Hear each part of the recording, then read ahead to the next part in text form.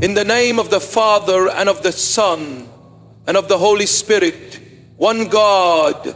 Amen. My beloved in Christ, chosen one, heaven has interrupted your timeline. This is not your imagination. This is not another motivational speech, and this is certainly not an algorithm accident. God sent two angels by name, by order, by fire to where you are right now. Their wings are not flapping in confusion. They are not looking for another. They are standing over you in formation, in position, and on assignment. This is a divine moment sealed in the spiritual realm and breaking through into your now. You don't have hours. You have 21 minutes, not to panic, but to respond. You've been wrestling with shadows you couldn't name, doubts that grew louder than your dreams, sleep that never restored you.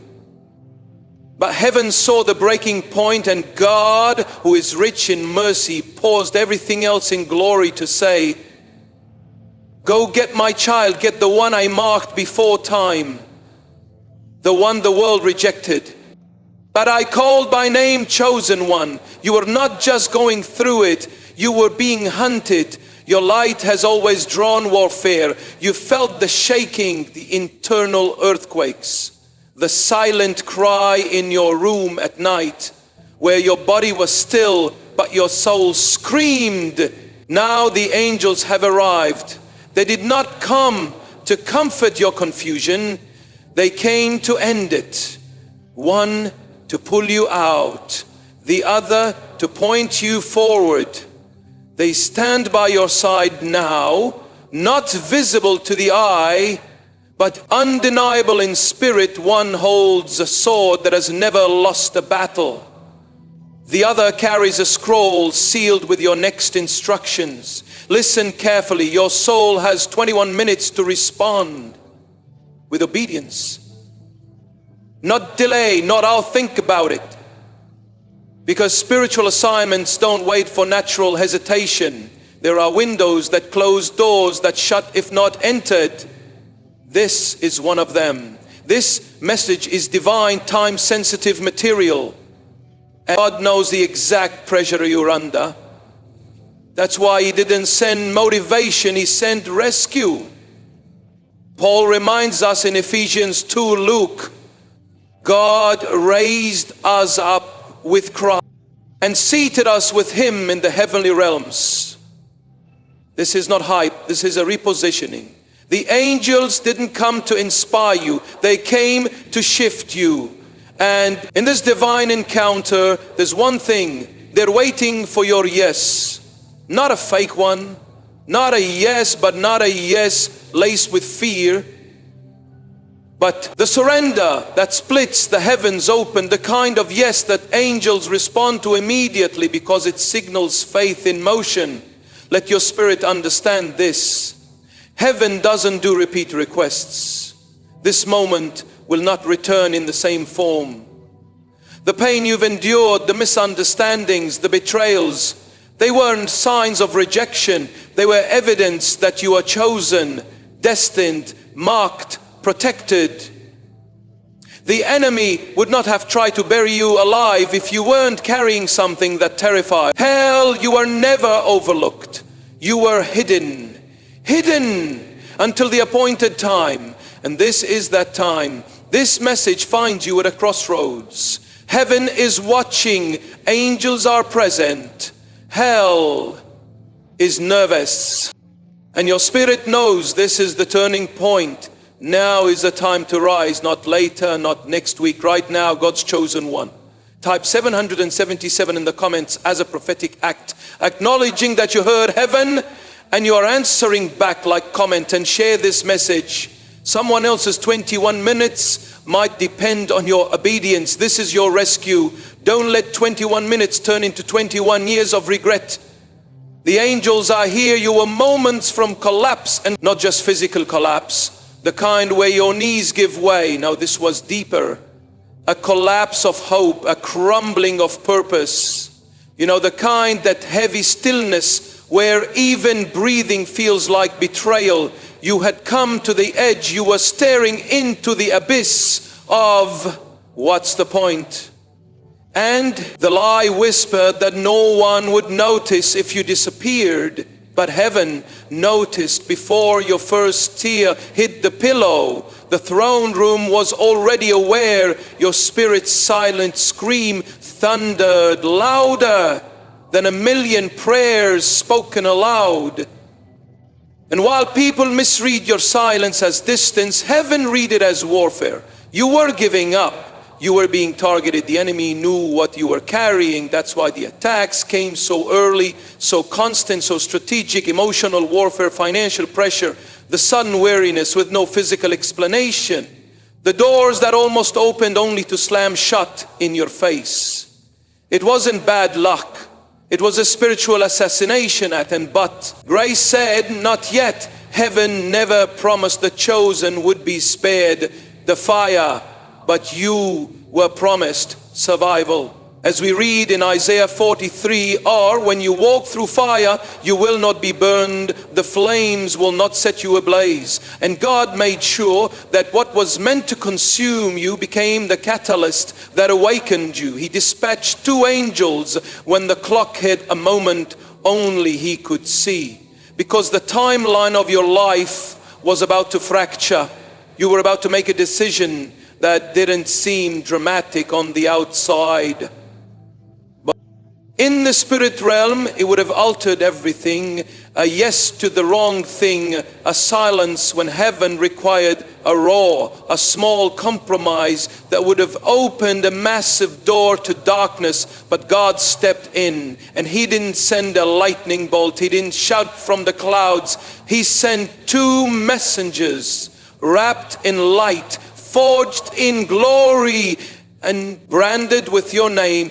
You didn't see them, but you felt the shift. The way your spirit suddenly became restless, how your usual distractions felt empty, the rising awareness in your chest that something is different, urgent, divine. It's not your imagination, it's angelic movement. Heaven has paused the normal patterns around you. Conversations seem off. People seem distant or unusually intense. You can't explain the agitation. The tears that seem to come from nowhere, that's because the spiritual climate has changed. You're in the middle of divine intervention, and your human senses are catching up to what your spirit already knows in this moment.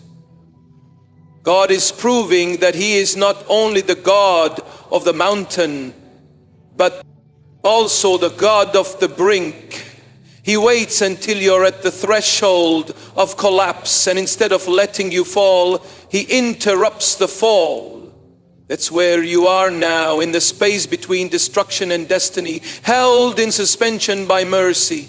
You are going to walk away from your calling, from your hope, from the path that once made your heart burn with purpose. And maybe you convinced yourself it was noble. Maybe you thought it was maturity, but deep down you knew you were surrendering, not out of peace, but out of exhaustion.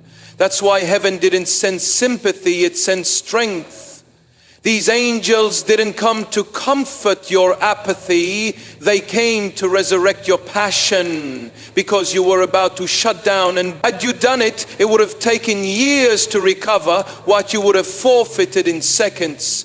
Don't downplay the weight of what you've survived. Don't act like it wasn't a war you faced, shadows that tried to bury you. You fought suicidal thoughts with scripture. You warred against discouragement with nothing but a whisper of hope. And still you remained. You are here breathing, listening, alert in spirit. That is not weakness, that is warrior blood. That is divine preservation. And God doesn't preserve what he plans to discard. He only keeps alive what he intends to anoint. You weren't meant to fall apart. You were meant to fall into alignment. And that is exactly what this moment is. Alignment, not perfection, not fake joy, but even the kind that sets your spirit back in place, your thoughts back in truth, your purpose back in motion. So let the angels finish their assignment.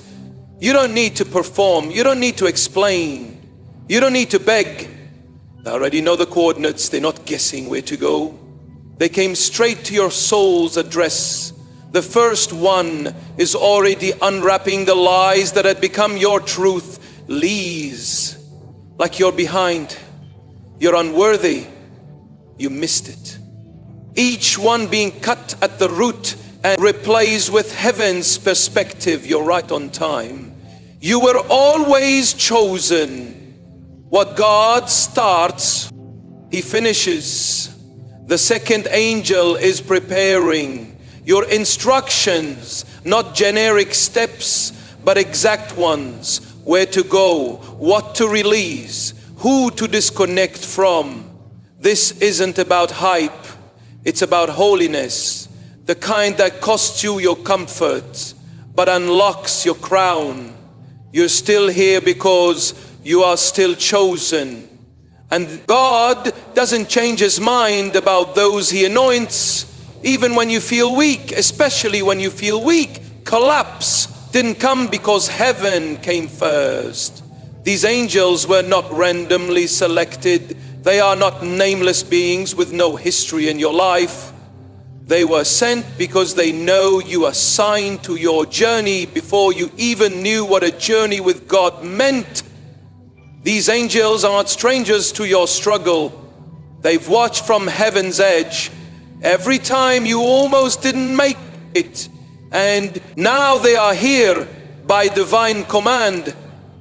One carries your name, not a version of your name, not the nickname others gave you, but the name God gave you in the Spirit. The one spoken over you before you were formed in your mother's womb. These angels are not carrying weapons of warfare alone. They are carrying your identity. Because it's not just an attack on your future, it's an assault on who you are. The enemy's greatest strategy wasn't just to block your destiny. It was to confuse your identity, to make you forget who you are, to bury you under labels: broken, lassie, unworthy, forgotten. But those labels were never yours. The angels came to return what the lies tried to steal. Your spiritual name, your heavenly assignment, your original blueprint in the heavenly realms. There are no generalizations. There is clarity, there is precision. And when heaven acts, it does so with perfection. You are not one among many. When this rescue mission was issued, you are the one. Not just a number, not just another struggling believer, but the one who carries something inside that's too important to lose. Chosen one. This moment is not about motivation. It's about remembrance. You are being reminded of the truth that has been echoing in heaven long before you heard it here. You are known, and you have been assigned backup divine. Powerful, unstoppable backup. The angels didn't just descend to block demonic interference. They descended to reactivate your spirit. They're bringing back clarity. They're wiping off the fog of confusion that has been clinging to your vision for too long. You've been moving in circles, unsure of whether you're making progress or wasting time. But that ends now. One of the first things the angel does is hand you a mirror of truth. Not the mirror of man's opinion, not the mirror of trauma, not the mirror of rejection, but the mirror of identity. When you see yourself through heaven's mirror, the illusions break you. Remember who you are. This is why the enemy fought so hard to distract you. He didn't want you to see this mirror. He didn't want you to remember, because the moment you do, you become dangerous again. You start walking with your shoulders straight. Your prayers shift dimensions. Your praise becomes warfare. It's no coincidence that the very season where you felt most abandoned, it's the same season where heaven was preparing this intervention. This isn't damage control. This is a divine appointment. These angels didn't come to convince you. You've already felt the confirmation in your spirit. This is not new information. This is ancient truth. Reawakening, the second angel is a courier, a messenger from God's own throne. In his hands is a scroll sealed with spiritual fire. Your next instructions, not vague, someday dreams, but specific orders for this season, because heaven is not confused about where you are or what's next. God is not guessing, He's guiding. And here is what you must understand. The scroll is sealed until you say yes, not just a verbal yes, a full surrender. That quiet moment where your soul whispers, I'm ready. That's what unlocks it. That's when the next layer of your calling unfolds. Until then, the angels wait, ready but restrained by your will. Heaven always honors your will. But right now, your spirit is being given clarity, so your will can finally align. This is not a manipulation, this is mercy. God didn't just let you wander and then judge you for being lost. He sent help. He sent the very assistance you didn't know how to ask for. You've seen glimpses of this your whole life. Those moments when you should have fallen but didn't. When the car should have crashed, when the deal should have failed, when the depression should have won, but somehow grace kept breaking through. That was them, a sign from the beginning, guarding the treasure inside you. This is what's at stake, not just your comfort or peace, but the generations connected to your obedience. Because when a chosen one rises, chains fall off families, curses are broken, legacies shift, and hell knows it. That's why the resistance got stronger. The closer you got to clarity, the enemy always intensifies his attack when heaven gets louder. But today, clarity wins. Truth wins. Identity wins. You win. You don't need to figure everything out. The angels didn't come to dump information. They came to transfer instruction, one step at a time, one act of obedience at a time. And even as you hear this, they're moving, lifting burdens off your mind, opening your ears to spiritual direction, breaking the lies that made you believe you had to do this alone. You were never alone. Even when you doubted, even when you pulled away, even when you cursed your own reflection, heaven stayed close. Because when God marks someone, He doesn't unmark them. When they struggle, He stays. He fights, He sends help. And now help is here. You are being restored to your spiritual identity. You are being reminded of the name written in heaven. And you are being given fresh instructions to walk boldly in your next assignment. This is not just encouragement, it's resurrection. Type, I remember now. This is more than a reaction. It is a spiritual declaration. When you type these words, you're confirming that your divine identity has just been restored. You are pushing back against spiritual amnesia and pulling down the holy memory of who you truly are in God's plan. These simple words carry the power to awaken a soul that had forgotten its origin. There was a snare set for your soul. It didn't come dressed in obvious evil. It wasn't dripping with darkness, no. It was subtle, calculated, designed specifically for you. It looked like relief. It felt like comfort. It even wore the mask of peace. But in the spirit realm, it was a trap, a lure bait, soaked in deception and positioned right where your wounds were still healing. The enemy doesn't waste effort on those who are already lost in confusion. He sets his sights on the chosen, the called, the ones carrying breakthrough for others. That's why the attack on your life felt personal, because it was every demonic assignment against you was crafted based on your blueprint. What once looked like coincidence now reveals itself as strategy, repeated setbacks, relational sabotage, delays that drained your hope, all orchestrated by an enemy who feared what would happen if you ever realized the full weight of your calling. But heaven was not idle while darkness was plotting your destruction. God was writing a counter narrative, and your moment, this message, this exact intersection in your journey, it's not inspiration, it's rescue. Two angels didn't just show up to fight. They came to undo what was done, to root what was detoured, to lift what was placed on you by hands that didn't belong in your story. You were being stalked spiritually, not because you were weak, but because your awakening would trigger a chain reaction in the kingdom. And Satan knows something that many believers forget. A chosen one in full clarity is a walking threat.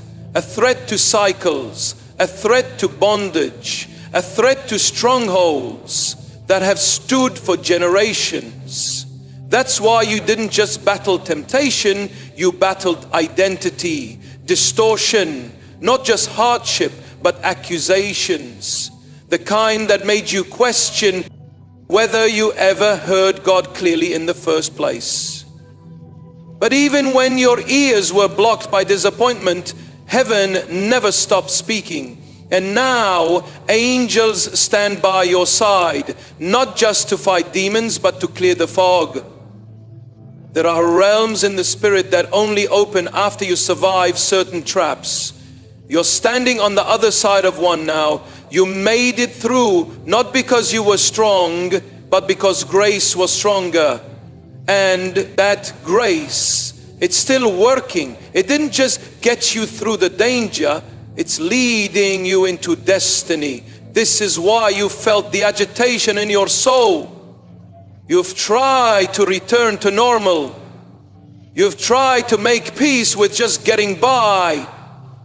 Something won't let you settle. That's not restlessness, it's divine resistance. Heaven refuses to let you blend in with what you were called to break out of. God is not in the business of barely rescuing.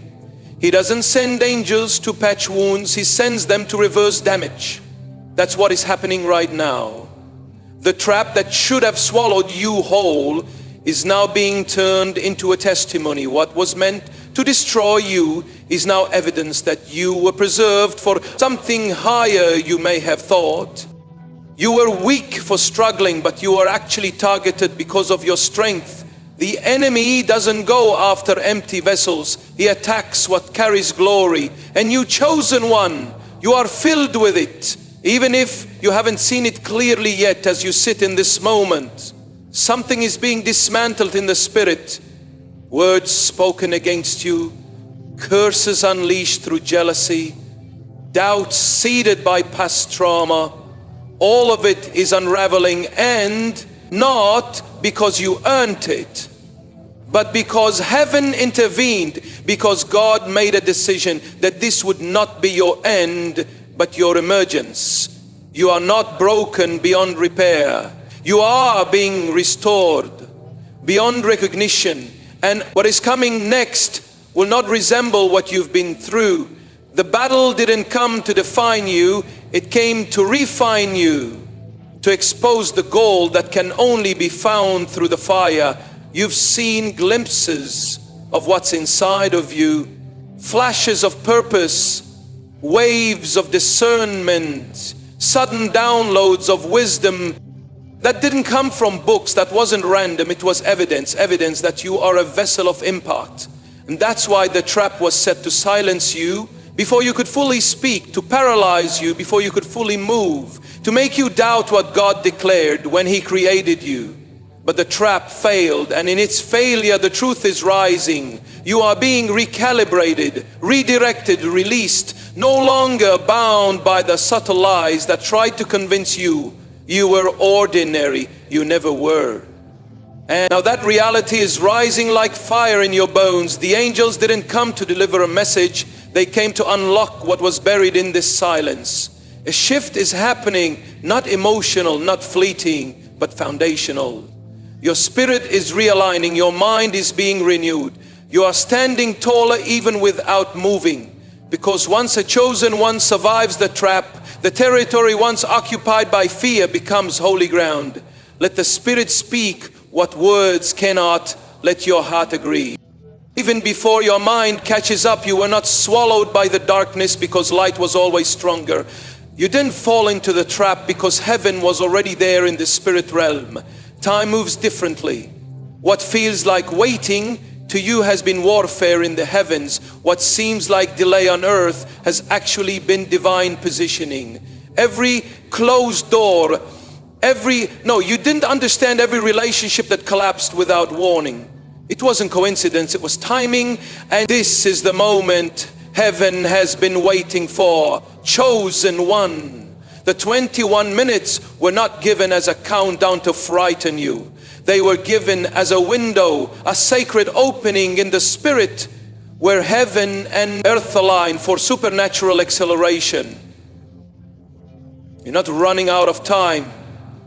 You're being called into it, into divinite timing, into right positioning, into the rhythm of the Spirit.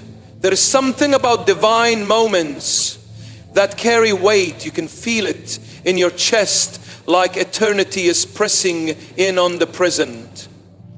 That's what this is.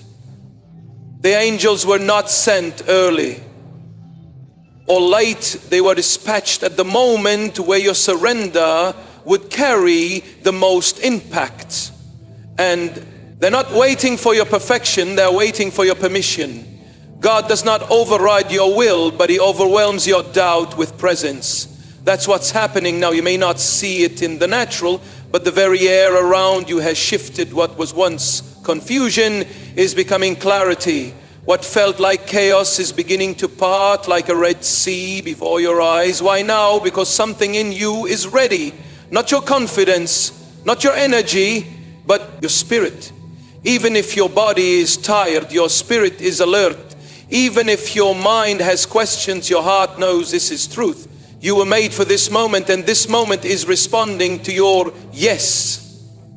It was declared in Luke 10, "Shall I have given you authority to trample on snakes and scorpions and to overcome all the power of the enemy. Nothing will harm you." That's not a metaphor. That's a mantle.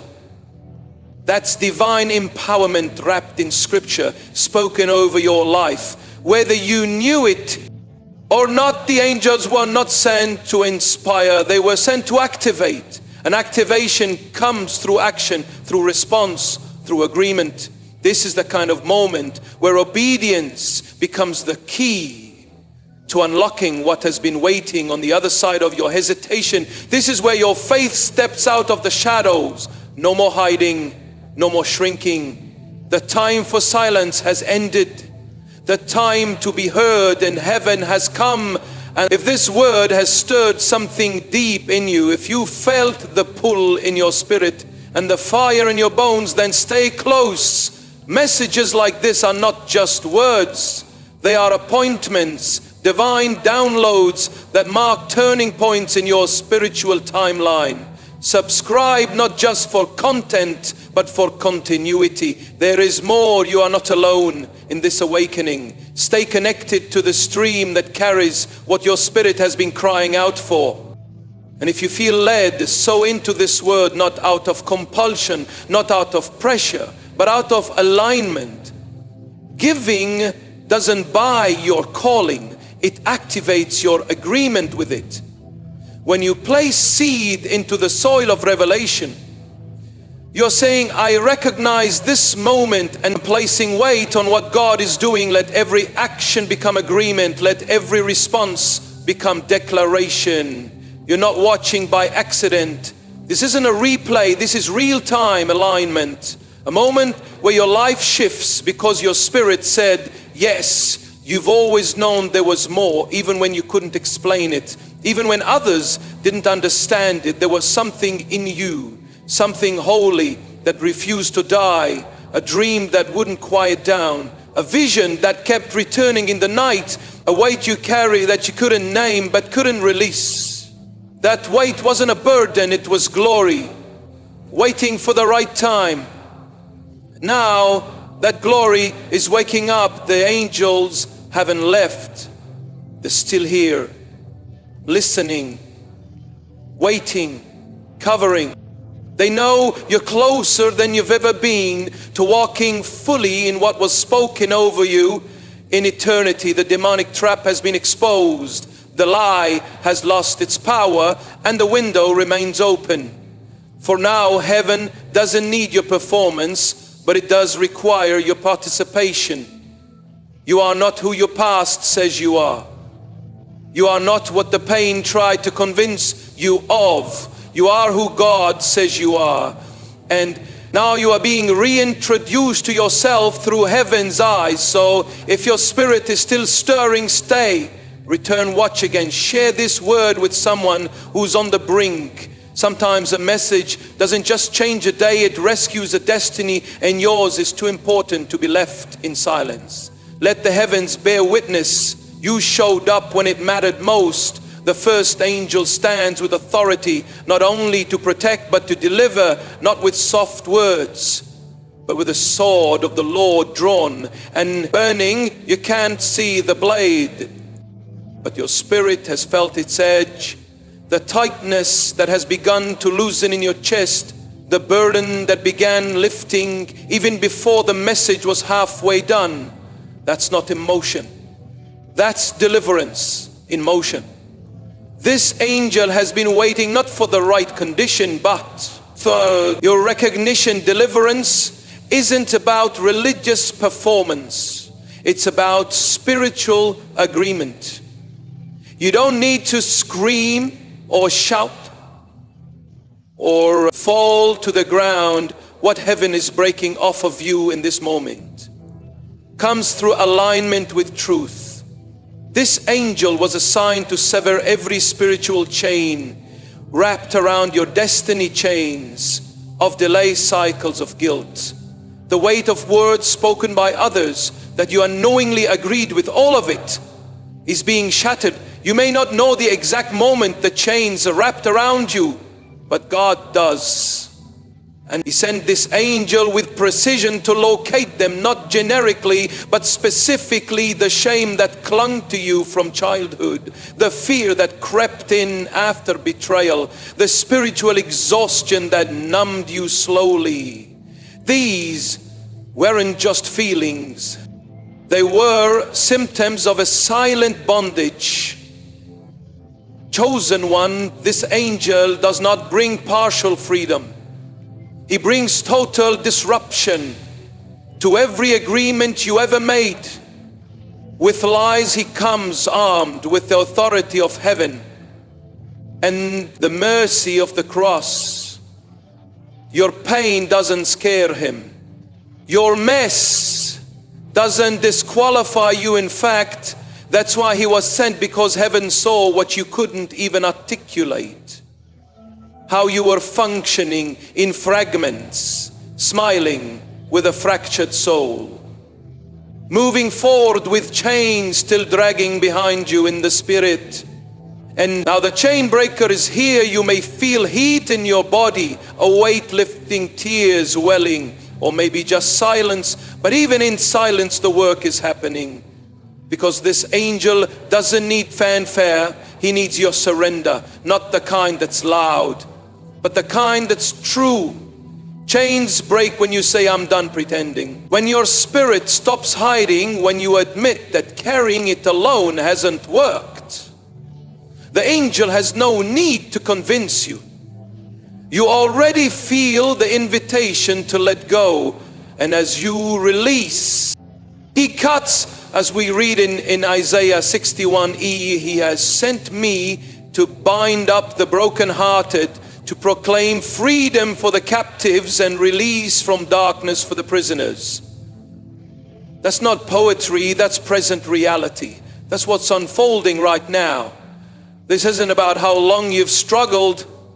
It's about how long heaven has waited to lift it off you.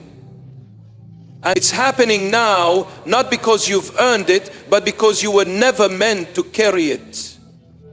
What's breaking off of you may not be visible to others, but the spiritual shift is unmistakable.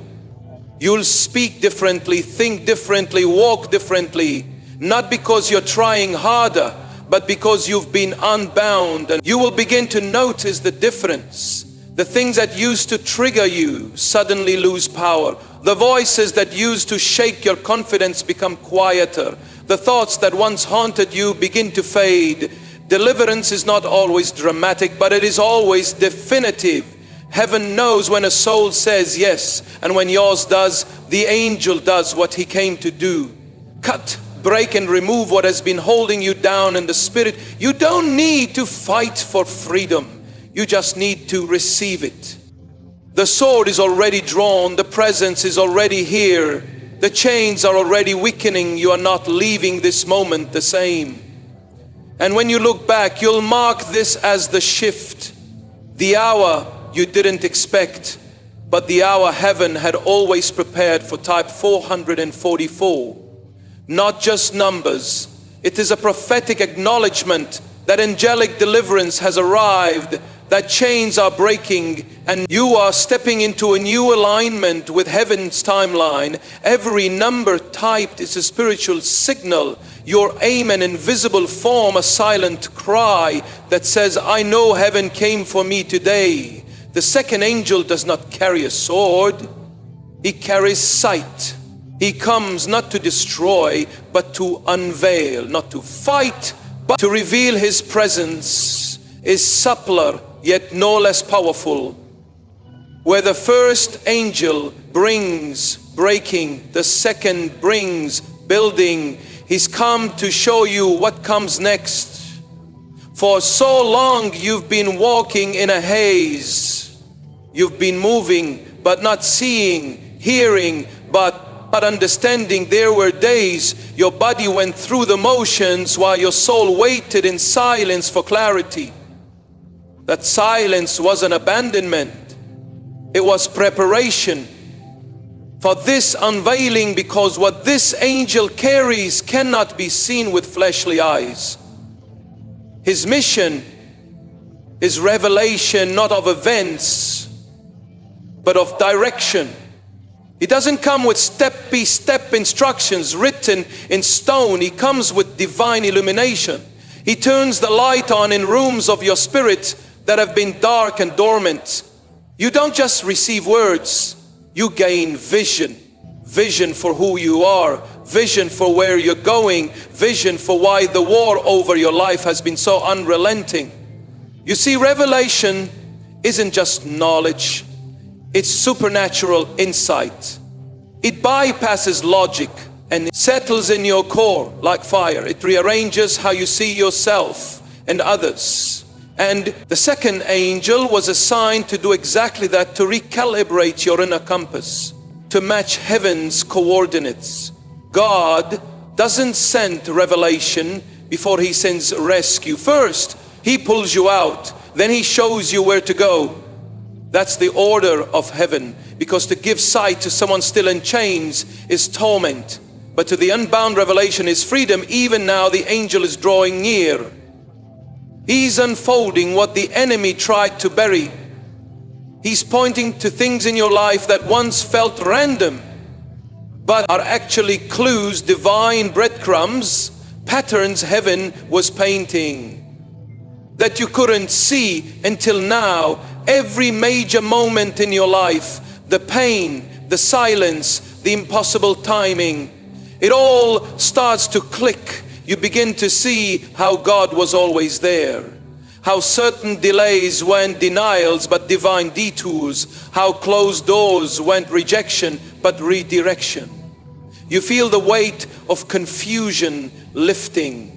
Not because you understand everything, but because you finally trust the one who does the angel is revealing where your next obedience must go. Not everywhere, just the next place, the next person, the next step.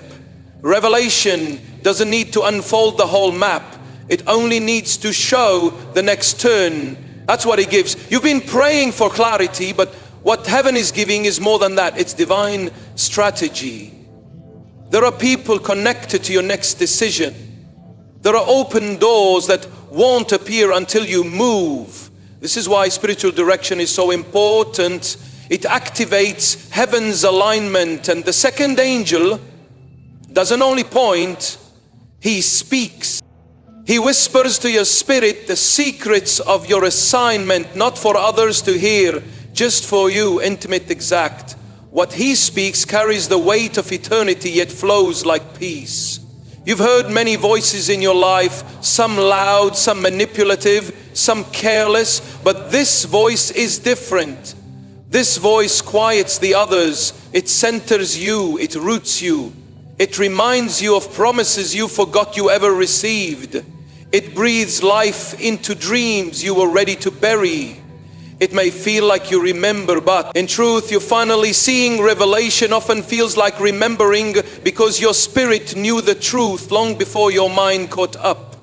This is the ministry of the second angel, to restore sight, not physical but spiritual, not precise. And the precision is not always about tasks. It's about alignment, knowing where your heart should be, knowing where not to invest your time, knowing who is and isn't sent by God. He brings the grace to discern, not by law, but by spirit. You'll start sensing things you never saw before. Red flags you used to ignore will stand out. Hidden motives will be exposed. Divine timing will become more obvious. And the fog that once made decision making feel like torment will begin to lift. You're not stepping into busyness, you're stepping into alignment. And alignment always makes room for acceleration, not rushed but efficient, not scattered but synchronized. This angel is setting you on heaven's rhythm, the rhythm of grace, the beat of divine precision. Don't try to figure it all out at once. That's not what revelation requires. All it asks is response. The smallest step in the right direction unlocks the next. And with every act of obedience, the light grows stronger. You may not yet see the full picture, but you now hold the lamp for your feet. The path ahead will unfold in sync with your yes. The second angel is not leaving. He walks with you until the next layer is revealed. Your eyes are opening and you will never see the same again. The fiercest war you've ever faced wasn't outside you, it was inside your mind. Not every battle comes with visible enemies. Some arrive in the form of thoughts, whispers that sound like your voice, accusations that masquerade as reason, doubts that dress themselves as discernment. The enemy's most consistent battlefield has always been the mind. For the chosen ones, it is the primary target. You've felt it, the swirl of thoughts that seem to come from nowhere. One moment, you're grounded. The next, you're questioning everything, your decisions, your worth, your ability to hear God. That confusion isn't a byproduct of overthinking. It's a result of spiritual interference. When you carry a destiny like yours, clarity becomes a threat to darkness. So the enemy fights it. He floods your thoughts with noise. He uses past wounds like open windows, whispering doubt through them. What if you're not chosen? What if you've missed it? What if God's done with you? But the voice of the accuser always sounds like pressure without peace, urgency without clarity, panic without presence, contrast. That with the voice of the Spirit, it's steady. Even when it convicts, it comforts. Even when it corrects, it calms. God is not the author of confusion. He doesn't bombard your mind with spirals of uncertainty. When He speaks, even a hard truth feels like mercy. For months, maybe even years, your mind has been under siege. That's why you felt exhausted, even when physically rested. Why your creativity seemed to fade, why making decisions felt like navigating fog. You weren't lazy, you were under attack. But the good news is, this is what heaven reveals. Heaven heals The mental warfare you've endured is now being confronted by divine truth. This isn't about thinking more positively, it's about replacing lies with truth. That's what's happening right now. Heaven is rewriting the script that's been running in the background of your thoughts. The script that said you'll never change, you're too far behind, you're too broken to be used. One by one, those lines are being erased, not by effort, by encounter. This encounter even now, the Spirit is sifting through the tangle of voices, not just silencing the enemy, but lifting your discernment, teaching you how to tell the difference. There is a difference between your voice, the voice of the enemy, and the voice of the Spirit. And when you learn that difference, confusion loses its grip, clarity is returning. You'll find yourself thinking clearly, not just spiritually. Peace will begin to govern your inner world. You'll recognize quickly when a thought doesn't belong. You'll discern spiritual warfare faster. You'll respond with truth instead of reacting in fear. Paul writes in Romans 12, do not conform to the pattern of this world, but be transformed by the renewing of your mind. This is the battlefield, and this is where the transformation begins. It's not just about rebuking the enemy, it's about retraining the way you agree. Because every lie the enemy spoke had to get permission to stay. And often that permission came through silent agreement, through, I guess this is just who I am, through maybe this is just my fate. But today those agreements are being revoked. You are not too much, you are not too late, you are not disqualified. The war in your mind has been intense because the enemy couldn't touch your calling. So he tried to convince you to walk away from it yourself. That's always his strategy.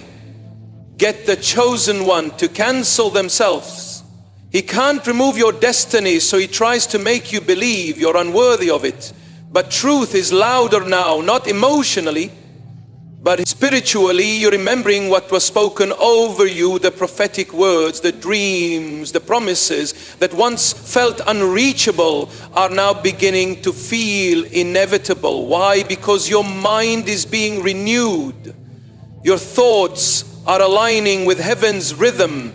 And that's when peace becomes your compass. The pressure to perform is lifting. The inner critic is falling silent.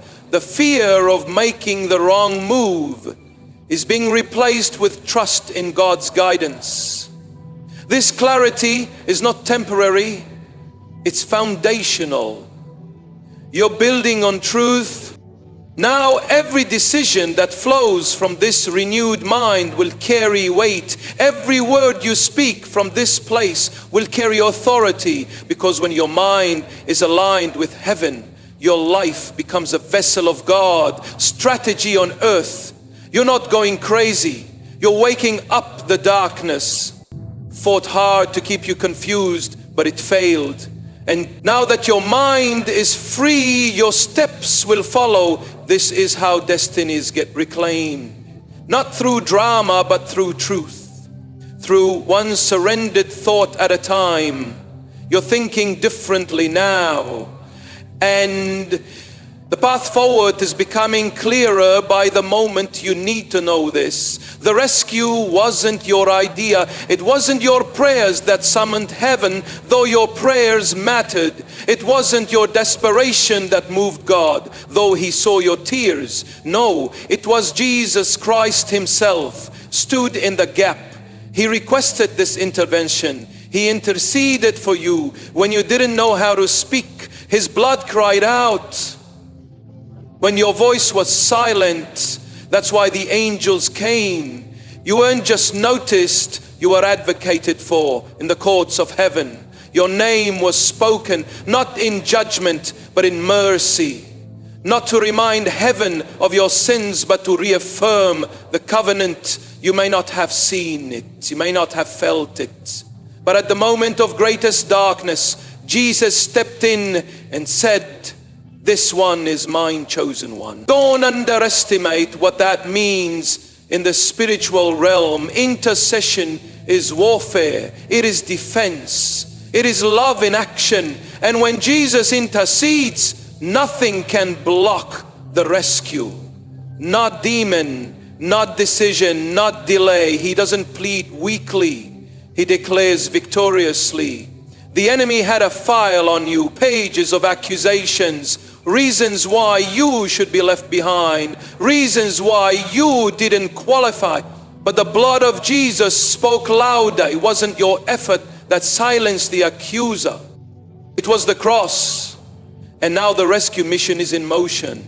This is why the angels arrived with such force, because their orders came directly from the throne. This was not a suggestion, it was a command. Heaven does not take lightly the intercession of the Son when He speaks. All of creation shifts.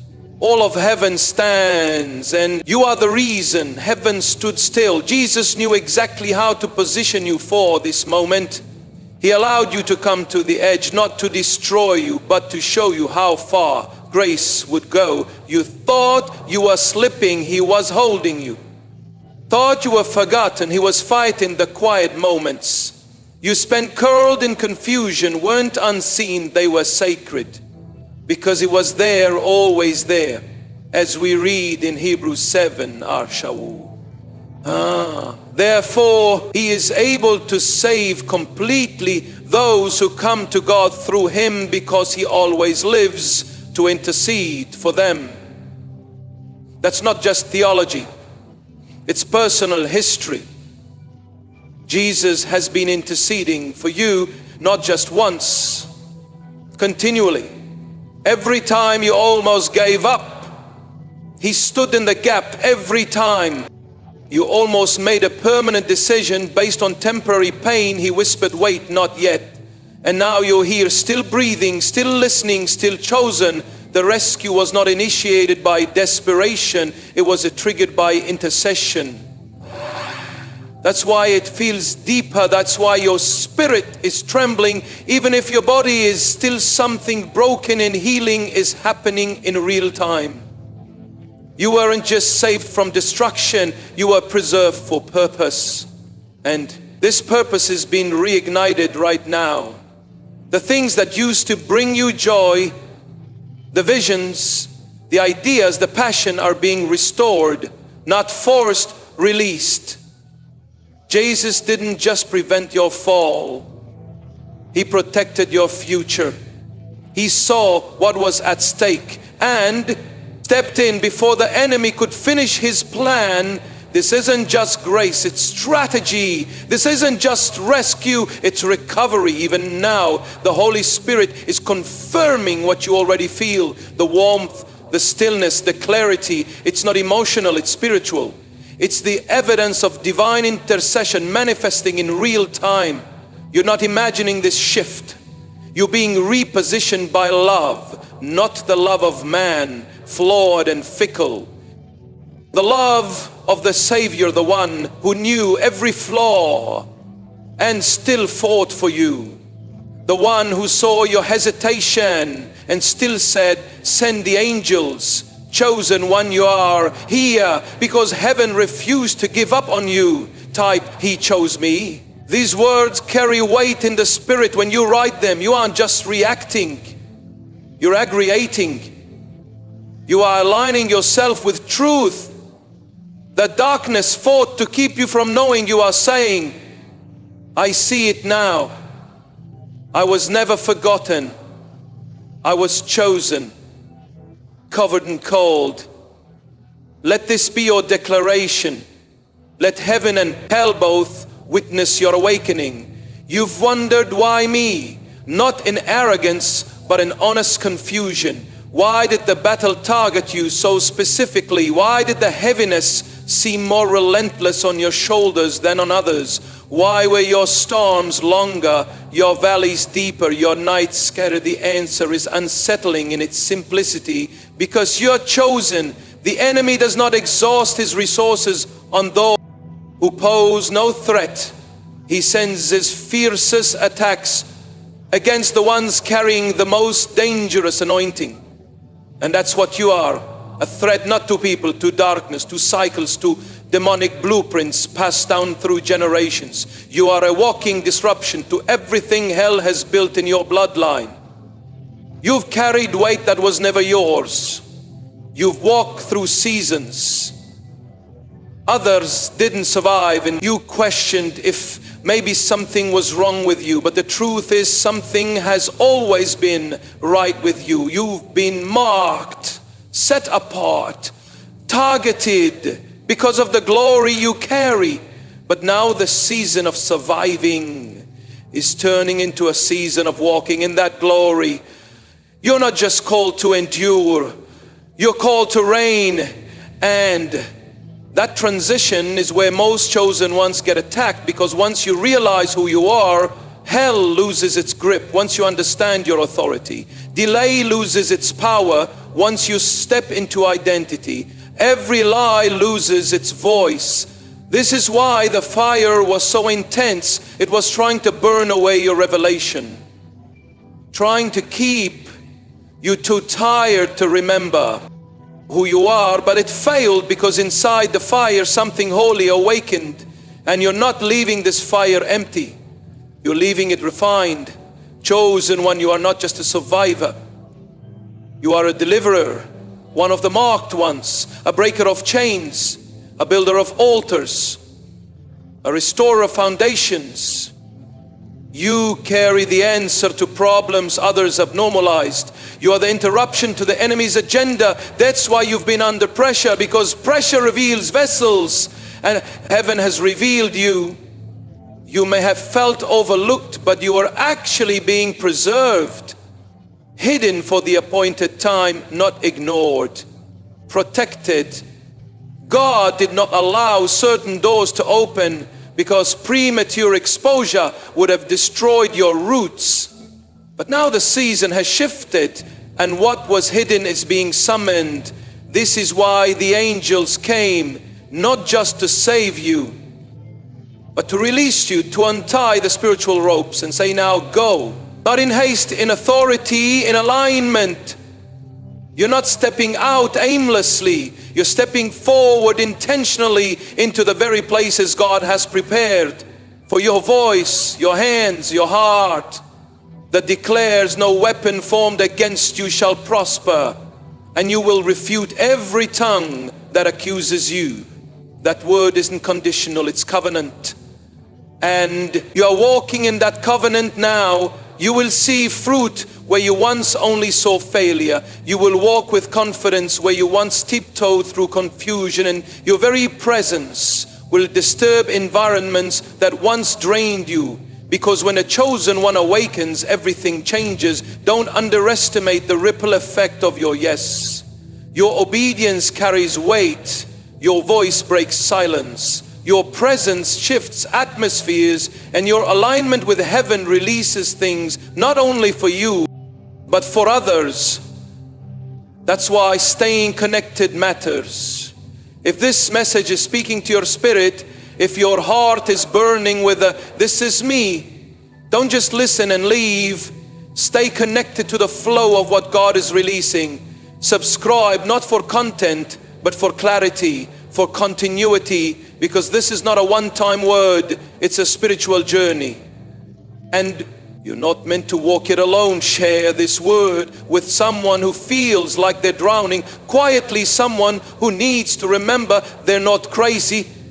They're called. You don't know who needs this fire to reach their spirit. Let God use your share to turn someone else's 21 minutes into their turning point. And if this word has resonated deeply, if it's confirmed what your spirit's been whispering in secret, consider sowing, not for transaction, for agreement, for alignment. When you plant into a moment like this, you're not buying a blessing, you're anchoring your faith. You're saying, this is holy ground, and I will not leave it unchanged. The precision of this timing is divine. You've been fighting battles others didn't see, but heaven did. And now you are rising not just out of pain, but into purpose. This section marks a pivot from warfare to walking, from surviving to sending, from wondering to knowing. And if you feel that holy shift inside, then you already know this is your moment. You've heard about God's mercy. You've seen traces of it in your life, those narrow escapes, those unexpected breakthroughs, those quiet nudges when you're about to fall too far. But what you may not fully realize is how close judgment came, not as punishment, but as consequence, as the natural end of prolonged resistance. You were walking a line and haven't thought it. There comes a time in every chosen one's journey where mercy stands between them and the blade of consequence. Not because God is weak in discipline, but because He is rich in compassion. You stood at that threshold, whether you knew it or not. Your next decision was being weighed in the courts of heaven. It wasn't just about sin, it was about surrender. You weren't being judged for struggling, you were being warned about hardening. There's a difference. God is patient with those who are broken, but He resists the proud. And pride isn't always arrogance. Sometimes it's silent refusal.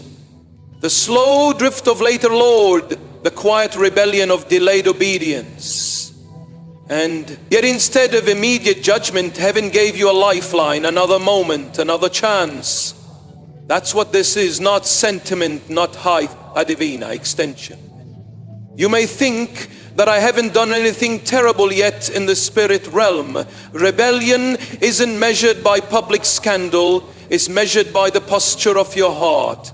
Every ignored prompting, every buried conviction, every moment you said no with your silence, it was noted, not to condemn you, but to call you. Because when God calls a chosen one, He doesn't call once, He calls until the window closes. And though He is slow to anger, He is not indifferent to resistance. You were close, closer than you knew.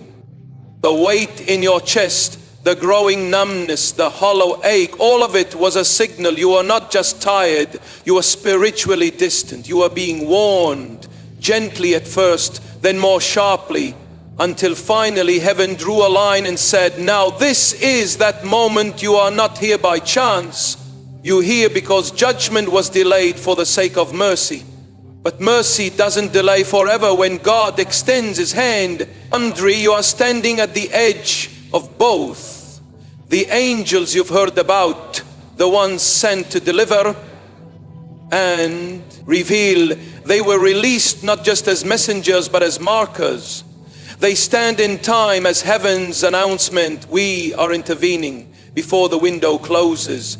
You are still chosen, still called, but this moment is critical. Hebrews 10:26 warns us. If we deliberately keep on sinning after we have received the knowledge of the truth, no sacrifice for sins is left. This is not about failing. This is about rejecting conviction, ignoring divine moments, dismissing sacred calls. And God has decided you cannot go another day unaware you've been spared. Not because you've deserved it, but because you're necessary. Your story isn't just a recovery, it's a rescue for others. That's why you couldn't be left behind. That's why mercy stood in front of judgment and said, not yet, but now. That same mercy saying, choose. This is not a threat, it's a truth. When God moves in divine timing, response must follow. The door that opens today may not open the same way tomorrow. The grace that covers now may step aside later. And it's not because God is unstable, it's because His timing is perfect. And your moment has arrived. You've cried for direction. You've prayed for clarity. This is it. There is no more confusion, no more delay. What you do next matters more than you realize. Not just for you, for generations, tied to your, and it's not too late. That's the beauty of mercy. It holds the door open even when judgment is waiting, but it does not hold it open forever. This moment is precious because it is rare. You are not just being warned, You're being re-entered, brought back to the exact place where your calling began, to dim, not to shame you, to reset you, to remind you that no amount of wandering can disqualify what God initiated, unless you say, no, there is still a yes in you. And heaven is listening, the angels are still waiting, not because they are slow, not because they are unsure, but because heaven does not override human will. That's the nature of divine partnership. God moves at the speed of your surrender. These angels, mighty in power and precision, remain still until you give the signal that unlocks movement. Your yes, they are poised in the spirit. One holds the final key to your current season.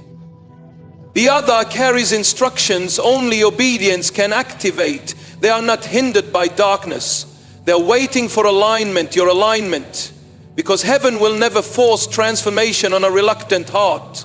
It will press, it will call, it will stir, but it waits for agreement. You may feel like your agreement is small, hesitant, late, but to heaven it is everything, even now. The atmosphere around you is pregnant with purpose. Something is waiting to be born. Not a random opportunity, but the next version of you. The one who walks free, the one who doesn't shrink, the one who knows, I am chosen, not because I am perfect, but because God has decided I will not be wasted. You've asked for clarity, this is it. You've prayed for confirmation, it has come now. Heaven waits not for emotion, but for decision. The angels are waiting for your will to catch up with your spirit. You already know the truth. That's why your heart is beating faster. That's why there's fire in your chest. The resistance you feel is not hesitation. It's the last line of fear trying to stop you from stepping through the door of deliverance. But you are stronger now. You've seen too much to pretend you don't hear this call. You've come to the end of self-reliance, and that is where surrender begins. The angels do not flinch. They don't grow impatient. They're eternal beings, but their activation is tied to your obedience. And when you say yes, even silently, even weakly, they move with power that shifts the atmosphere. They're not just waiting to help you, they're waiting to walk with you. To God, to guide, to protect what God is birthing in you right now. Heaven has always moved through agreement from Genesis to Revelation. Every miracle followed a moment of consent. Mary said, be it unto me according to your word. Isaiah declared, here I am, send me. And Jesus himself submitted in Gethsemane with the words, not my will, but yours be done. That's what the angels are listening for. Not fancy prayers, not perfect plans, just one real surrender. You've waited long enough. You've circled the same question too many times, and the enemy would love for you to keep stalling, because every minute of hesitation delays a breakthrough already scheduled. This is more than a personal decision. This is a divine intersection. And the spirit realm is standing still, not in fear, but in awe, because something sacred is about to be unlocked. The angels are still waiting, but not forever. There are windows that do not stay open indefinitely. This is one of them. Say yes. Not because you're certain. Say yes because you're chosen. Say yes not from confidence, but from conviction. Mark this moment with 144, not as a comment, but as a covenant. This number isn't just symbolic, it's spiritual. When you write 144, you are echoing heaven's order over your life.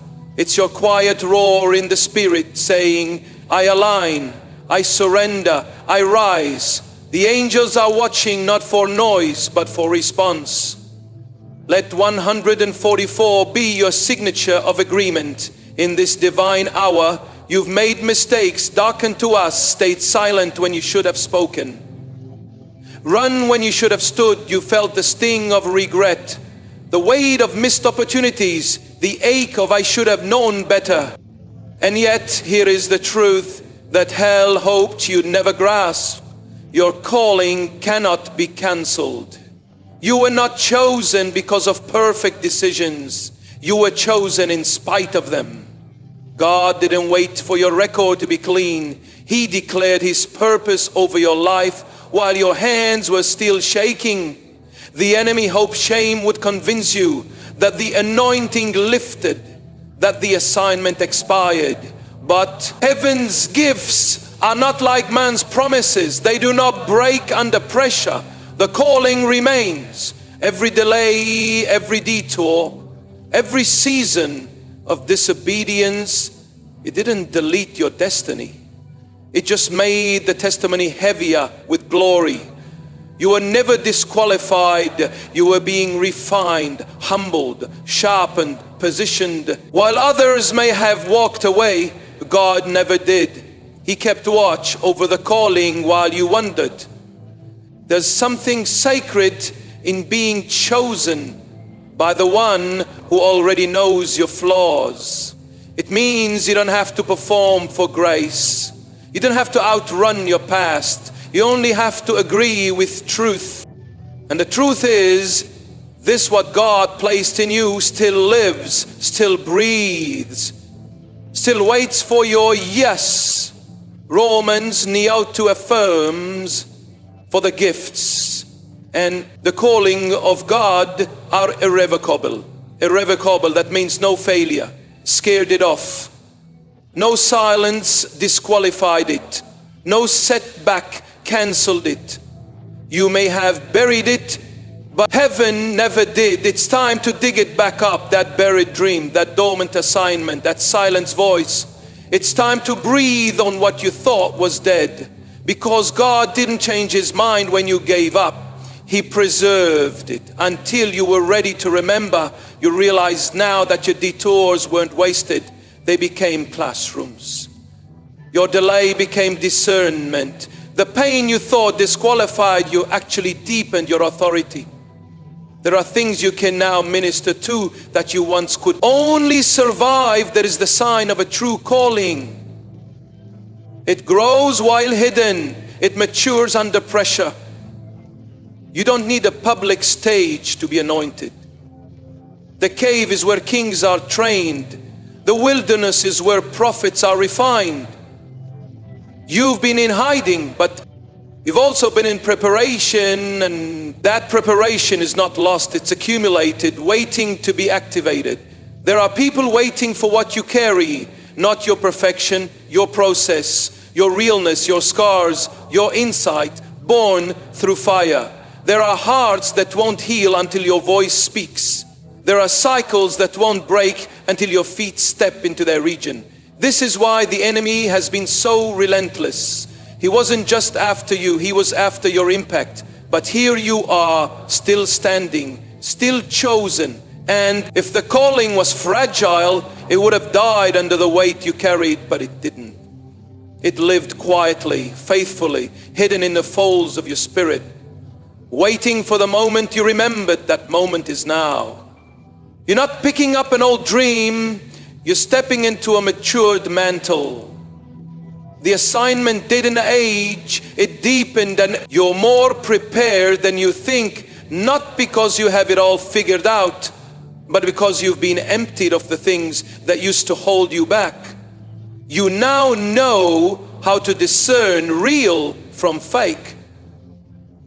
You've learned who to walk with and who to walk past.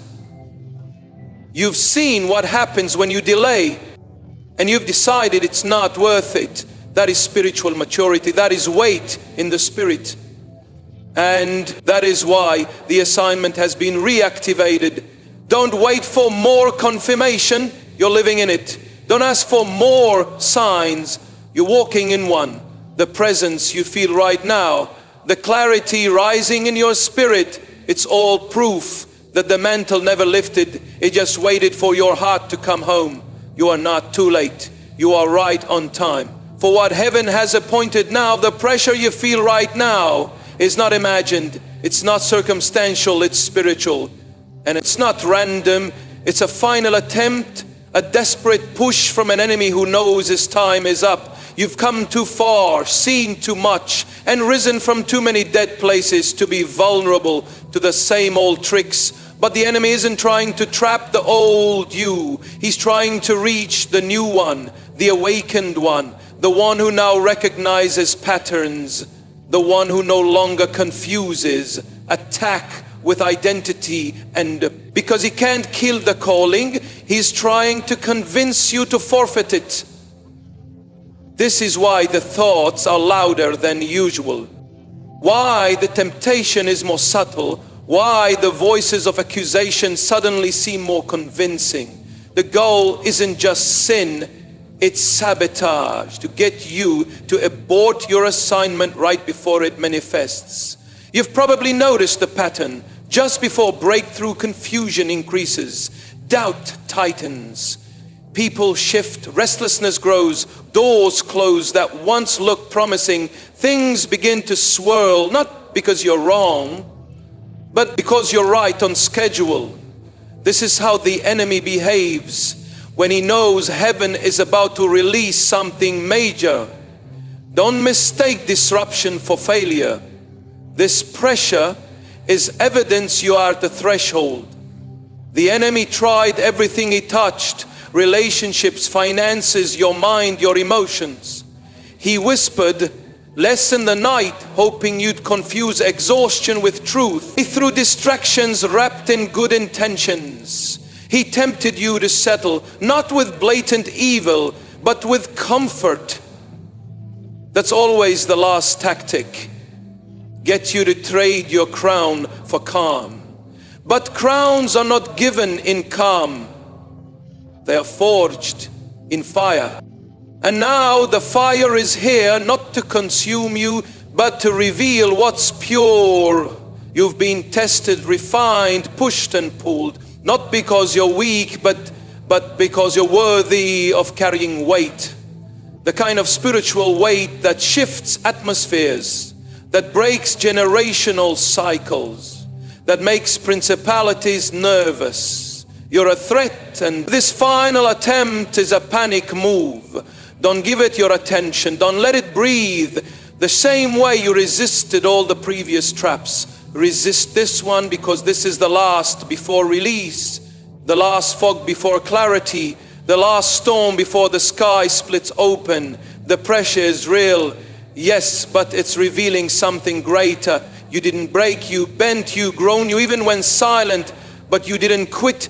And that alone makes the enemy tremble, because a chosen one who endures becomes unstoppable. Their prayers carry more fire. Their words become swords. Their presence carries weight. This is what you've become. The old triggers don't move you. Like before, the same attacks no longer land. That's not just growth, it's transformation. You're not reacting, you're discerning. You're not spiraling, you're anchoring. And that anchoring is why the storm is louder, because it's losing its grip. There is no going back, not because you can't, but because you no longer want to. The places you once ran to for escape now feel too small. The cycles that once comforted you now feel like chains. The people who once defined you now feel distant, not because they changed, but because you outgrew the lie that you had to shrink to stay connected. You've outgrown the warfare that once trapped you, and now the final blow is being attempted not to stop you, but to scare you into stopping yourself. But you won't, because now you see, this isn't chaos, this is convergence. Everything is lining up, and the enemy is running out of tactics.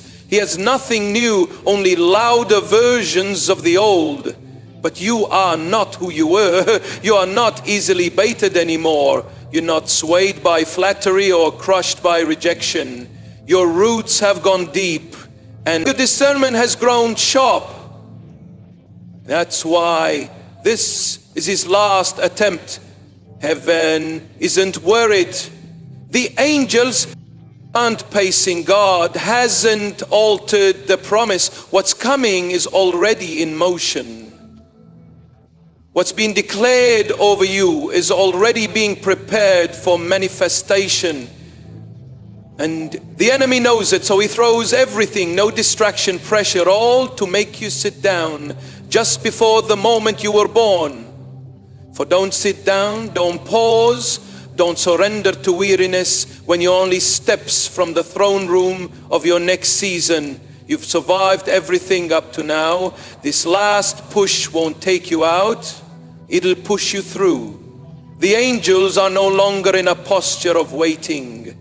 They now stand as witnesses, not of your breaking, but of your crowning. What once felt like an endless battle has shifted. This is no longer about survival. This is about coronation. You chosen one are stepping into the season where your royalty is no longer hidden. You are being marked, anointed, crowned in the Spirit. Heaven has always known who you are. Earth is about to catch up. You've been through the wilderness. You've walked through the fire. You've endured betrayal, loss, rejection, delay. And yet you kept going, not because you were strong, but because grace refused to let you die in the middle. And now grace is doing more than carrying you, it's crowning you. The angels that came to rescue are now standing in celebration, because what you've survived was not just personal, it was prophetic. You didn't just overcome for yourself, you overcame for those who will walk behind you. You became the pattern breaker, the curse cutter, the evidence of what heaven can do with a surrendered life. You may not see a physical crown, but in the spirit it is real, it is glowing with oil that no man can manufacture. It is heavy with the weight of assignment. It is adorned with the authority of heaven. As we see in Revelation 3, Shaho, hold fast what you have, so that no one may seize your crown. That warning is not about fear, it's about awareness. You carry something now that must be guarded, because the moment you are crowned, the level of your warfare changes. But so does your authority. This is why the battles increased. This is why the pressure intensified. The enemy knew you were close to coronation. But here you are still standing. And heaven has responded by placing a crown on what once was chaos. You are not being rescued anymore. You are being released. This moment isn't about just overcoming sin. It's about stepping into spiritual rule, not to dominate people, but to govern atmosphere, to walk into rooms and shift environments, to speak and see chains break, to touch and feel healing flow. That is the power that rests on those who wear heaven's crown. Now you're feeling it. The fire in your chest isn't anxiety, it's confirmation. The tears are not sorrow, they're oil. The stillness around you isn't silence, it's reverence. All of heaven is watching as a chosen one steps into their appointed season. You've worn labels, you've carried wounds, you've hidden your light, but not anymore. This is your unveiling. The angel beside you holds the scroll of your future, and it's no longer sealed, it's open, ready, activated. Your steps from here will not be ordinary. Favor will follow you, not because you are lucky, but because you are aligned. Doors will recognize you. People will respond to something they cannot explain. That is the mantle, that is the crown. And it is not light, it is weighty because it carries responsibility. You will be called to rise when others sleep, to speak when others stay silent, to give when others withhold. That is the cost of the crown. But it is also the glory of the calling, chosen one. This message is not just inspiration, it's documentation, a heavenly record that you crossed over from almost 2 already from waiting to walking, from broken to crowned. This word must not end with you. If it awakened your spirit, it will awaken someone else's. Share it, send it, release it. Let what God started in you spread like holy fire. Subscribe, not just to the channel, but to the rhythm of the Spirit. Stay connected to this prophetic flow. What begins today must be nurtured. This isn't the end. It's your unveiling. And if your spirit confirms this as your hour, your season, your alignment, then don't just receive, respond. Support this flow if you are led. Your gift doesn't purchase the anointing. It honors it. It places weight on what you've just received. It's an offering not for a person, but for a divine moment. You are no longer hidden, you are crowned. Right crowned by God. A declaration in the open, yet rooted in the Spirit. These three words are not just a comment, they are a coronation cry. Let them echo what heaven has already announced. You are royal, chosen, and sent. There are certain moments in life that do not repeat themselves. You can revisit the memory, you can recall the feeling, but the moment itself, its weight, its timing, a divine positioning. Pass, heaven does not operate on endless loops. It functions in windows cross, moments, sacred intersections between time and eternity. And this chosen one is one of them. You've been brought to the edge of transformation. You've been pursued, risked, with awakened, instructed, delivered, and crowned. And now the question that reverberates through the spirit realm is not will you receive, but will you respond? Because the cost of delay is higher in this season than ever before. You have felt the tug of the Holy Spirit. You've heard the whisper of God in the quiet. You've sensed the angelic movement around you. But what happens next is not determined by presence. It's determined by participation. Spiritual passivity has a cost, and it's not always dramatic. Sometimes it just looks like slowly drifting, like growing cold gradually without noticing, like becoming so accustomed to the stirring of God that you stop realizing it's Him. The most dangerous place for a chosen one is not rebellion, it's complacency. Because rebellion wakes you up, it confronts you, it forces this issue. But complacency, it lulls, it numbs. It makes you think you're still walking when you've already sat down in the Spirit. And that is what this section is meant to disrupt you. You cannot unknow what has been revealed. You cannot unsee what heaven has shown you. You cannot return to the silence without consequence, because this moment has marked you. There is a weight that rests on those who receive revelation. The weight of responsibility, not to be perfect, but to respond. James 4:17 reminds us, if anyone then knows the good they ought to do and doesn't do it, it is sin for them. That's not condemnation, it's clarity. When God opens your eyes, He expects your steps to follow you. Prayed for direction, you've asked for signs, you've begged for clarity. And now that it's come, don't let fear dress itself as wisdom. Don't call procrastination processing. Don't mask hesitation as caution. Your spirit knows the difference. It's time. Your actions reflect that knowledge. Because the truth is, mercy is a window, not a wall. It gives time. It doesn't grant endless delay. And when that window closes, it doesn't slam with a sound. It closes quietly, slowly, almost unnoticeably, until one day you realize the fire has cooled and the voice that once stirred your soul now feels distant. That's the cost of delay. God doesn't stop loving you, but His timing moves on assignments are not paused indefinitely. Territories must still be reached. Chains still need breaking. And if the one originally assigned won't respond, heaven finds another.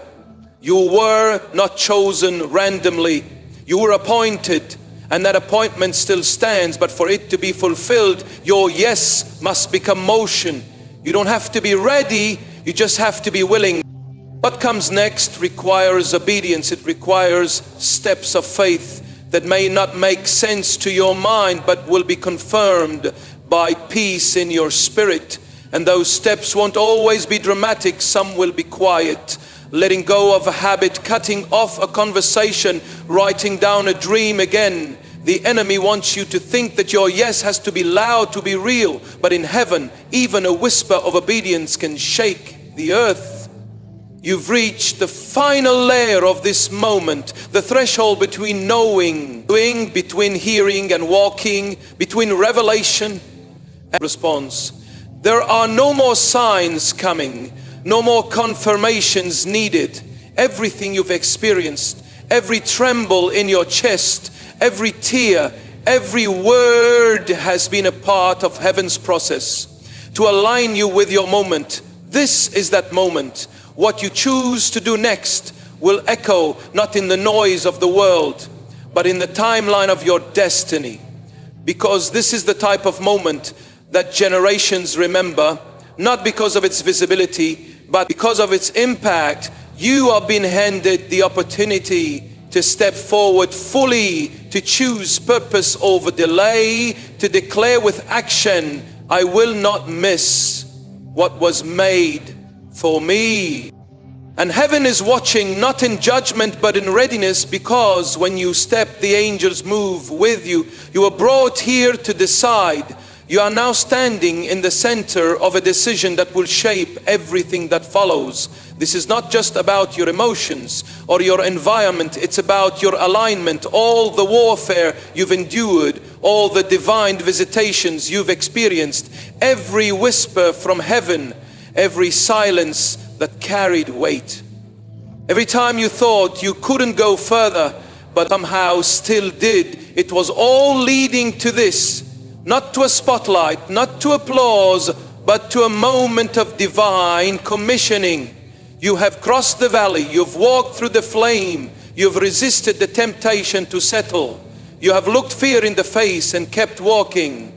You've battled the storm in your mind, and you've surrendered under the weight of God's voice. That is why you are here now. Not as a survivor, but as one who is about to be sent. And being sent, one rescues you from darkness, the other launches you into destiny. Most never cross this threshold. They stay near the safety of deliverance, but never step into the authority of purpose. But you, chosen one, are being sent. This means things must change in you, around you, through you, the way you move, the way you speak, the way you listen, the way you walk into rooms. You are no longer the same, not because of effort, because of encounter. The moment God sends someone, the heavens recorded. It becomes a divine marking in the spirit realm. The enemy knows it. The angels protect it. Creation begins to align with it, and everything that tried to delay you suddenly begins to bow to the timing of God. But this is not a moment of comfort, it is a moment of commissioning. And that means it carries weight. It means it demands your yes, again and again, not just in word, but in obedience. This journey won't be easy, but it will be anointed. You'll find that things you once tolerated will now grieve your spirit. Places you once fit in will feel foreign. Conversations you once engaged in will now feel like noise. That's not you being arrogant. That's you being sent to be sent. It's to walk with eyes fixed on purpose. It's to speak with clarity, to discern distractions quickly, to protect your peace as a matter of obedience, not preference. Being sent means your steps are no longer casual, they are calculated by heaven. Even your pauses have purpose. Even your silence holds authority. You don't have to announce this shift. Those in the spirit will see it. And those who can't were never meant to follow you there. Jesus was sent, Paul was sent, Esther was sent, Elijah was sent. None of them were ready, but all of them were willing. And that willingness changed history. You will not be the same from here on. You can't be. Heaven has sealed this shift. The word over your life has matured. You were never meant to be ordinary. You were always meant to disrupt darkness. And this commissioning is heaven's confirmation that your wilderness is over, your chains are broken, your spirit is aligned, and your name is known not just in the earth but in heaven. God says, I'm sending you into families, into regions, into industries, into atmospheres. Carry what I've placed in you. You're not going to have to chase platforms. You'll carry presence, and presence draws what platforms never could. You are not stepping forward alone. The same angels that rescued, delivered, revealed, crowned are still at your side. They don't leave, no, they war with you. They walk ahead of you. They guard what you carry, because it's not just a word anymore. It's a mission. You are sent. You've just walked through a divine encounter, not with a person, not with a message, but with heaven itself. This wasn't content, this was confirmation from the first word to the final line. Something in your spirit knew, this is for me. The angels were sent, the window was real, and your soul responded. Now let the shift continue beyond this moment. Don't let the flame flicker out. If this word found you, fed you, or freed something in you, don't keep it to yourself. Share it. Someone in your world is quietly suffocating under the same weight you just shook off. Be the voice that points them to their own rescue. Subscribe if this isn't the first time your spirit has burned while watching. That's not a pattern, that's a prophetic connection. Stay in the flow. More is coming, and you're not meant to miss it. If this message stirred you, consider sowing into the word, not because you're obligated not to earn a blessing, but to honor what heaven poured into you.